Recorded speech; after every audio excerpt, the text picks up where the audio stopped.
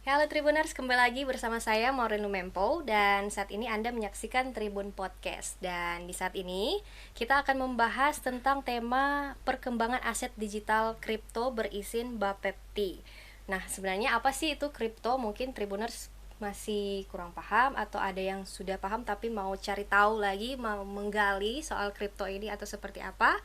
Kita sudah mengundang narasumber yang tentunya lebih paham ya tentang kripto. Nah, untuk itu saat ini saya langsung perkenalkan saja narasumber kita, yaitu yang pertama Michael Tanureja selaku CEO PT Maju Untuk Negeri, dan Febriansyah selaku CMO PT Maju Untuk Negeri. Halo Kak, apa Halo. kabar? Hai, salam kenal. Selamat pagi. Nice to be here. Oke, ini pertama kali ke Tribun. Pertama kali. Pertama kali. Oke, jadi Kak Michael sama Febrian ini perwakilan dari utusan atau dari pusat ya, perwakilan pusat. Saya mengutus diri sendiri. Utusan, utusan dari langit. Dia langsung dari pusat langsung ke Manado Yes. ini. Saya dari Jakarta. Dari Jakarta. Hmm. Sebenarnya agenda ke Manado ini dalam rangka apa nih sih Kak? Kita ingin sosialisasikan lah project kita ini, software kita ini ke teman-teman di Manado, karena menurut saya software ini akan sangat berguna buat teman-teman di Manado. Actually untuk semua orang ya yang ingin kelola uangnya dengan baik sebenarnya. Oke, nah sebelum kita lebih jauh ke dari PT Maju Untuk Negeri ini, kita mungkin akan cari tahu dulu soal aset digital kripto nih Kak. Boleh. Nah, mungkin ada banyak yang belum paham Banyak. soal aset digital Sangat. kripto ini. Nah, mungkin bisa dijelaskan sebenarnya secara umum itu aset digital kripto itu sebenarnya apa? Mungkin dari Oke. Jadi sebenarnya banyak orang nih salah paham tentang yang namanya kripto. Karena saya yakin kalau kita tanya 10 orang, 8 dari 10 itu kalau dengar kata kripto selalu identik dengan hal yang tidak baik. Banyak orang rugi, bener ya. Orang itu banyak yang bangkrut gara-gara kripto, padahal karena mereka investasi di satu aset yang sebenarnya sangat bagus dengan cara yang salah. dengan cara yang sama. Dengan serakah, pengen cepet kaya. Padahal namanya investasi kan nggak ada yang namanya istilah cepet kaya kan. Kayak Gitu. Main dimanapun, instrumen apapun juga pasti kalau dengan Ada untung metode yang rugi. salah pasti juga bangkrut gitu ya. Nah, Bitcoin sendiri itu, kripto sendiri sebenarnya kalau di Indonesia diperlakukan sebagai sebuah aset komoditas. aset Itu dulu. komoditas. Jadi layaknya seperti emas, perak gitu ya, atau mungkin komoditas lain tuh ada batu bara dan lain-lain. Jadi aset yang harganya naik turun ditentukan oleh supply demand aja. Apakah Fluktuatif ya. Dan menariknya kenapa kripto itu menarik? Sekarang kan kripto dipimpin oleh Bitcoin ya. Iya. Blue chip nomor satunya lah. Nah, ini supply-nya itu sangat terbatas, cuma ada 21 juta. 21 juta. Nggak bisa lebih. Oke. Dan sekarang demand-nya dari seluruh dunia itu sangat tinggi sekali.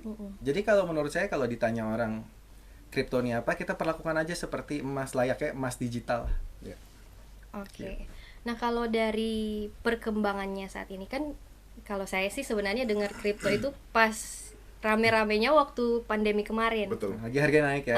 Harganya naik. Nah, kalau saat ini itu perkembangannya sebenarnya seperti apa sih? Masih fine-fine aja atau sedang seperti apa sekarang ini? Nah, kalau boleh saya tambahkan. Iya. Boleh, silakan. Jadi Maureen, jadi kalau bicara kripto itu sama kayak kalau Maureen pernah di banking industri, kebetulan kami juga pernah.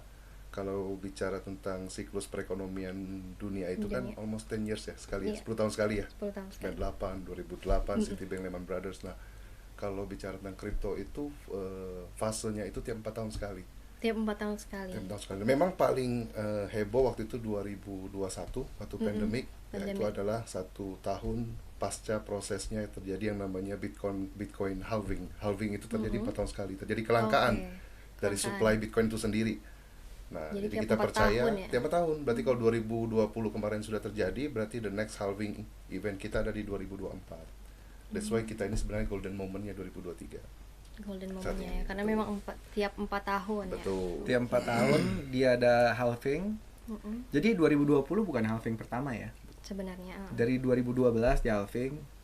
Lalu ada pola menarik soalnya di kripto kan. Habis halving, dia setelah itu kurang lebih more or less tahun kemudian harganya naik. Naik lagi. 2016 dia halving, 2017 dia naik.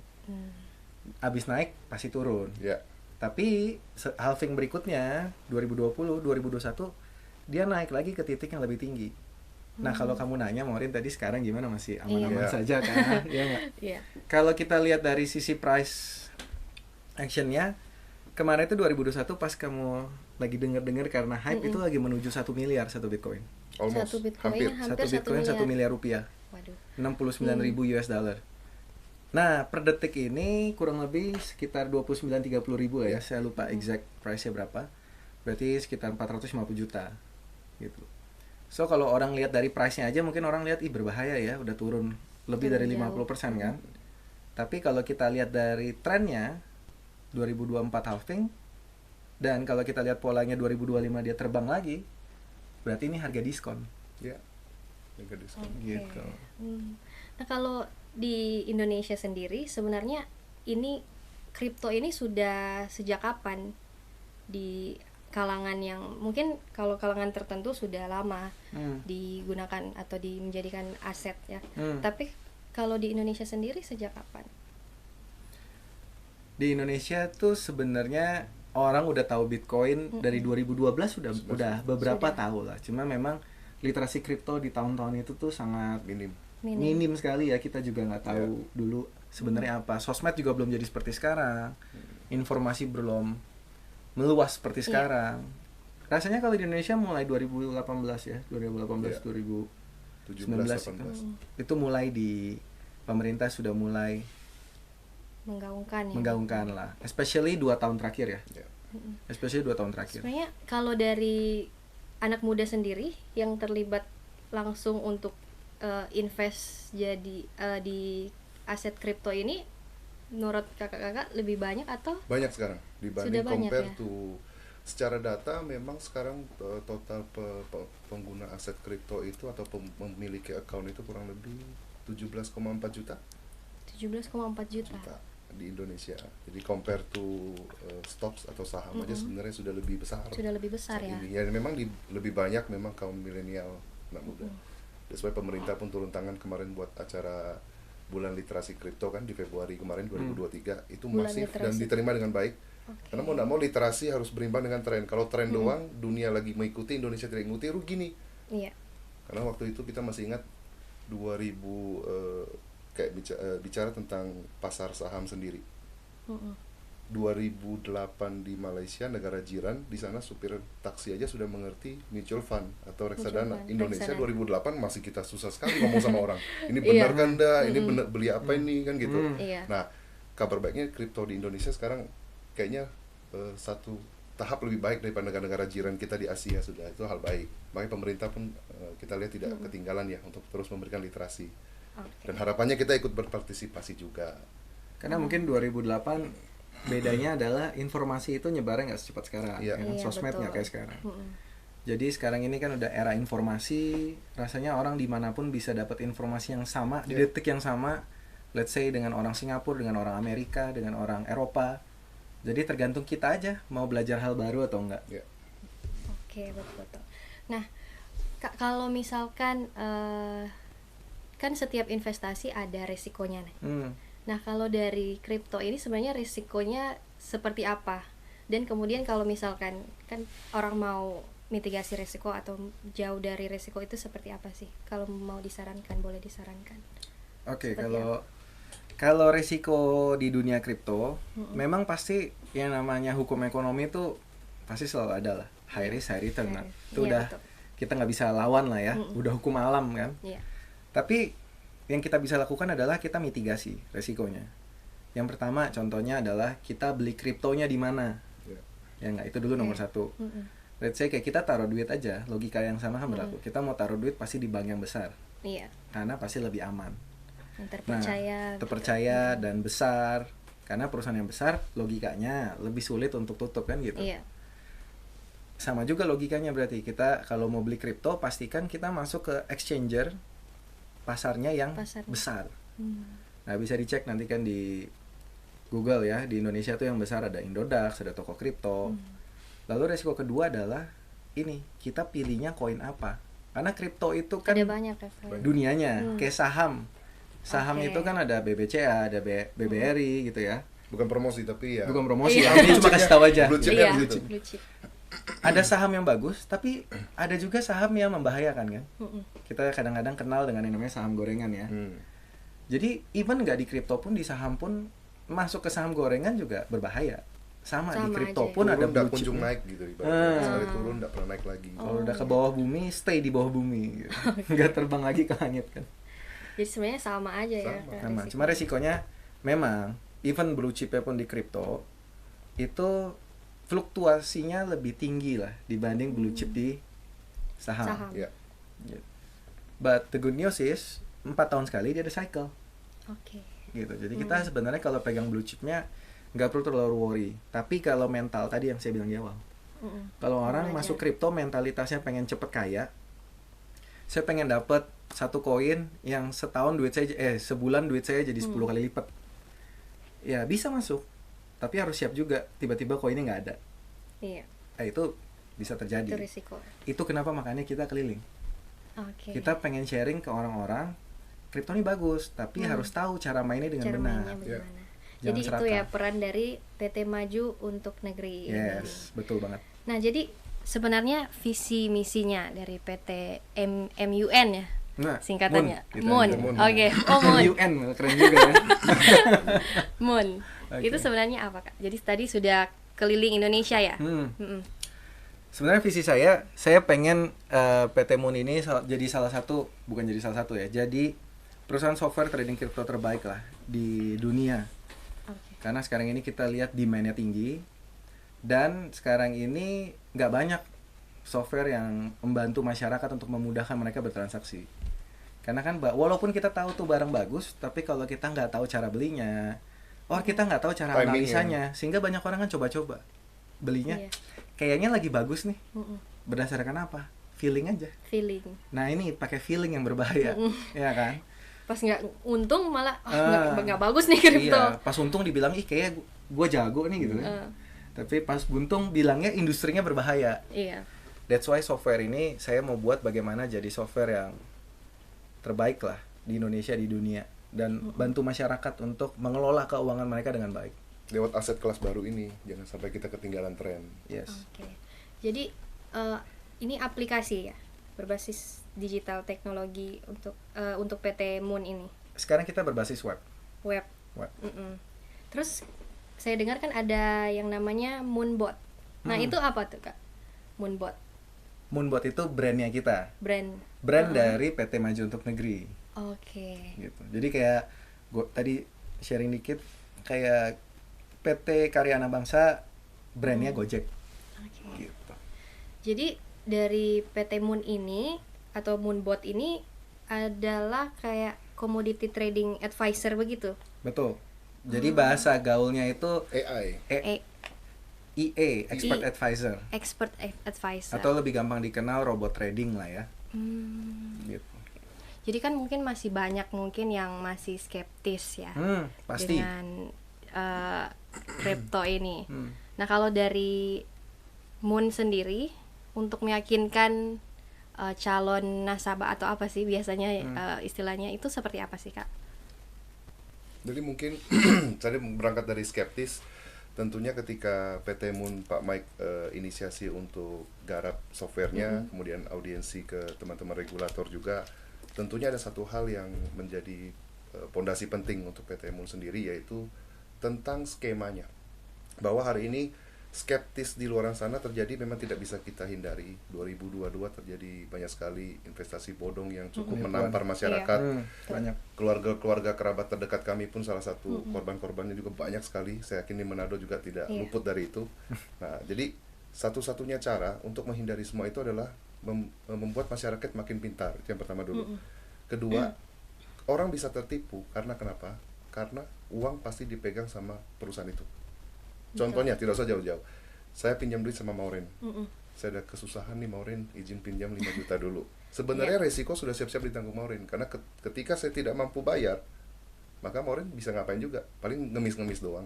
Karena uang tidak di tempat yang netral. Netral. Ada di saya. Sama seperti halnya investasi-investasi bodong yang kemarin terjadi. uang-uang yang nasabah-nasabah itu titipkan rata-rata juga dititipkan di tempat yang masih ada korelasi dengan mereka, entah itu mereka punya atau memang kawan mereka punya. Iya, Nah, betul. itu sering terjadi di industri tanda kutip dalam investasi mungkin pasar uang, yaitu forex mungkin yang lalu. Nah, hari ini di pasar bursa kripto di Indonesia sendiri hal-hal kabur seperti itu minim bisa terjadi karena exchanger-nya bukan punya kita. Oke. Semua orang silakan buka sendiri Sendiri. wallet masing-masing di mungkin Indodax, toko kripto, dan banyak sekali merek-merek lain yang memang sudah diawasi oleh Bapepti. Jadi itu tidak ada urusan dengan PT kita. Itu exchanger yang resmi diawasi. Nah, bagaimana perusahaan PT Maju Untuk Negeri fokus dengan IE-nya. IE-nya yang hanya diizinkan untuk membantu menganalisa eksekusi jual dan beli agar masyarakat bisa turut terlibat mendapatkan keuntungan dari aset digital kripto begitu. Oke. Nah, kalau dari perizinannya sendiri, ini kan tadi sesuai temanya Bapepti ya. Nah, itu seperti apa, mungkin bisa dijelaskan? Jadi memang sejak lanjutin yang tadi ya, gara-gara kasus penipuan itu, Iya. dan mereka bilang yang namanya robot trading kan, sebenarnya. Nggak tahu ya, di Manado juga banyak pasti. Banyak pasti. Nah, orang itu sekarang jadinya kalau dengar robot trading kan rasanya ada identik dengan penipuan kan. Iya. Nah, ini yang aku pengen keliling gitu loh. Karena logikanya zaman kan sekarang makin canggih. Benar nggak? Semua udah serba terotomasi. Dunia semuanya bukannya makin manusia tapi makin robot kan. Makin robot. So masa sih trading tetap manual, investasi makin manual, pasti kan pakai robot juga. Nah, ini yang kita harus lihat secara objektif. Robot itu cuma alat, yang nipu tuh orangnya. Ya, betul. Bener nggak? Itu Betul. dulu. Robotnya itu berguna loh sebenarnya kalau kita gunakan dengan benar gitu. Nah, kalau soal bicara regulasi, jadi setelah robot-robot scam kemarin, Bapepti itu di bawah Kementerian Perdagangan, karena Bapepti ini kan yang mengawasi komoditas di Indonesia kan, badan pengawas. Nah, itu dia keluarin regulasi. Robot yang bagus tuh seperti apa, yang boleh tuh seperti apa, fitur-fiturnya yang diizinkan seperti apa, dan lain-lain. Dan melalui proses yang cukup panjang, akhirnya PT Maju Untuk Negeri ini kita udah dapat izinnya untuk jadi namanya penasihat berjangka. Oke. Gitu loh. Itu Itu tadi bulan ya. Mei kemarin. Bulan Mei kemarin. Jadi sebenarnya Moon ini perusahaan pertama atau sudah ada sebelumnya? Perusahaan pertama. Dan sepengetahuan saya per kita podcast ini satu-satunya sekarang. Satu-satunya di Indonesia. Ya.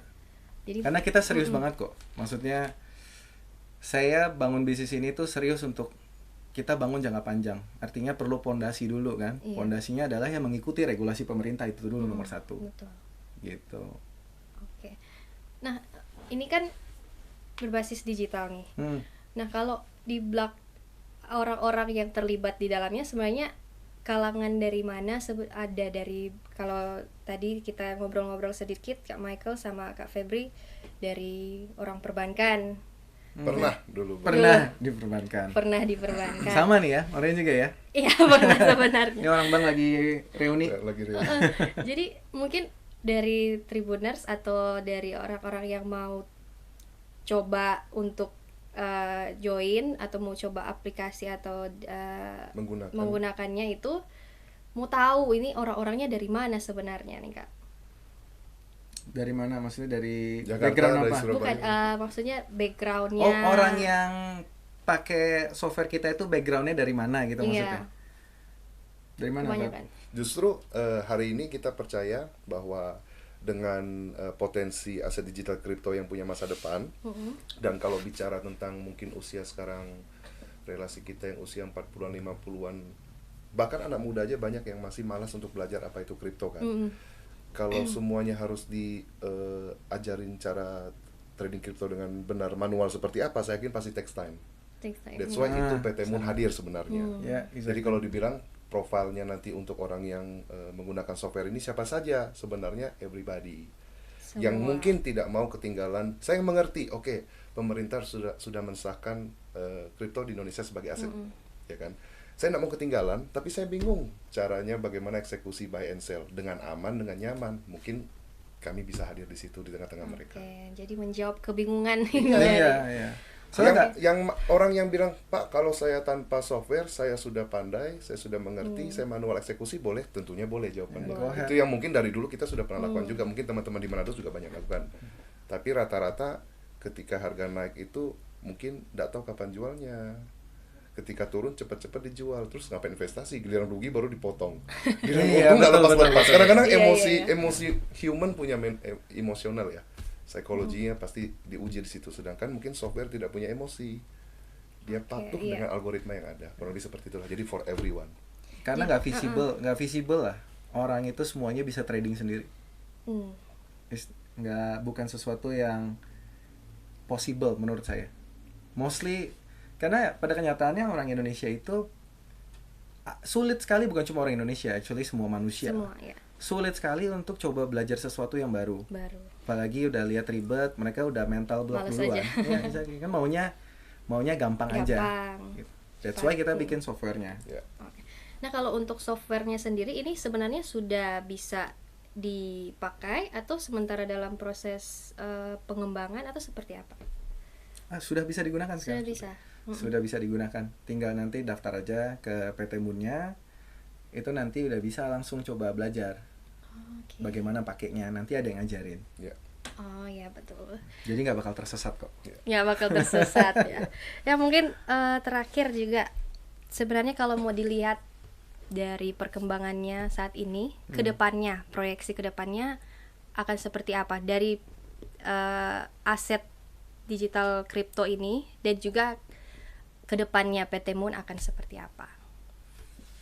Oke, kalau tentang kriptonya sendiri menurut saya, kita kan kayak kita dulu di bank lah, kita lihat satu nasabah, gimana kita prediksi masa depan adalah kita analisa masa lalu, betul nggak? Karena kan kita nggak dukun, kita nggak bisa pastiin masa depan kan. Nah, kalau kita lihat patternnya dari 2012 itu pemerintah semuanya nolak, banyak yang ban, bilang kripto ilegal dan lain-lain. Kalau cari di berita banyak lah. Tapi makin tahun ke tahun itu adopsi penerimaan kripto itu nggak tertahankan, karena memang teknologinya sendiri sebenarnya sangat canggih, memudahkan kita untuk transaksi satu dunia sebenarnya.